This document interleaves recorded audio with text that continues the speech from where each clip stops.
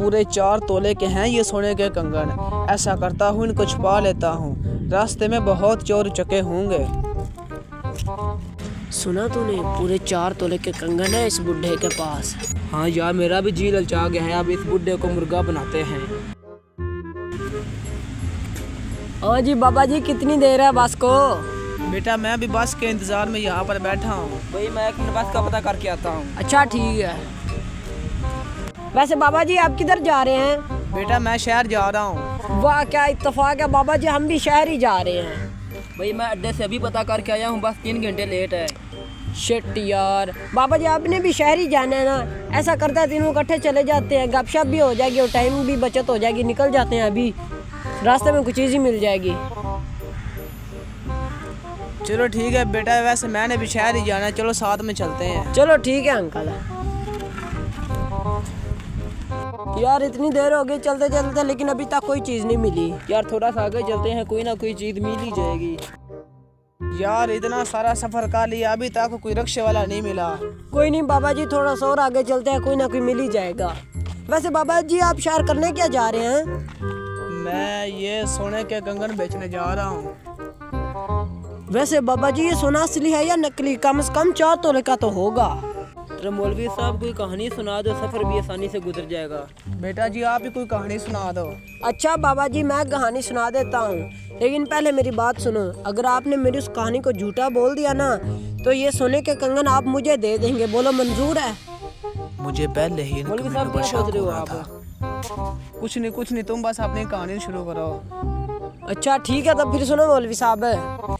हमारी एक इतनी बड़ी गाय थी, उसके 2 सींग जो होते हैं ना पहाड़ों के बराबर थे। वो ना इतना दूध देती थी कि दूध की नदियाँ बहती थी, नदियाँ। उसके दाएं सींग पर बैठे ना तो कराची नजर आता था, अगर उसके बाएं सींग पर बैठे तो पूरा लाहौर नजर आता था। एक दिन एक उड़ता हुआ मच्छर आया और हमारी गाय के माथे से टकराया और हमारी गाय वहीं पर ही मार गई। ओहो बेटा, मुझे आपकी कहानी सुनकर बहुत अफसोस हुआ।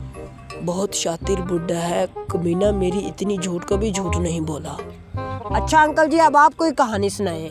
चलो ठीक है, फिर मैं तुम लोगों को एक कहानी सुनाता हूँ। चलो मौलवी साहब शुरू करो। अगर तुमने मेरी कहानी को झूठा करार दे दिया तो फिर तुम दोनों को 500 रुपए देने पड़ेंगे। चलो ठीक है मौलवी साहब शुरू करो।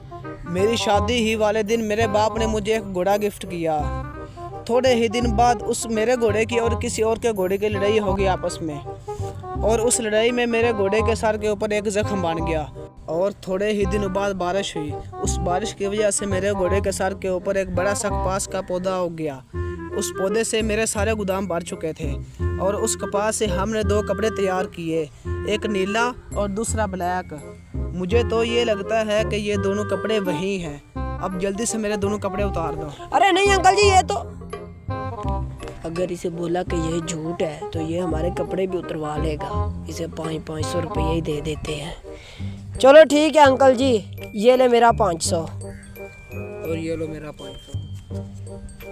चलो ठीक है बेटा, अब हम शहर चलते हैं और मैंने शहर जाकर ये दोनों कंगन अपने दोस्त को बेचने हैं। ये कंगन बेचने के बाद हम किसी अच्छे होटल से खाना खाएंगे और फिर आप चले जाना।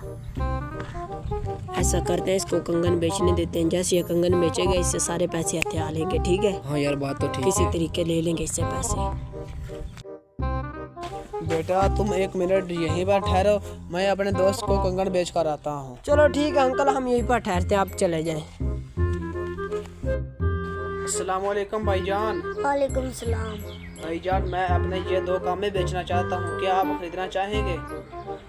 हाँ जी भाईजान, मुझे भी दोनों कामों की जरूरत है। आप कितने पैसे लेंगे?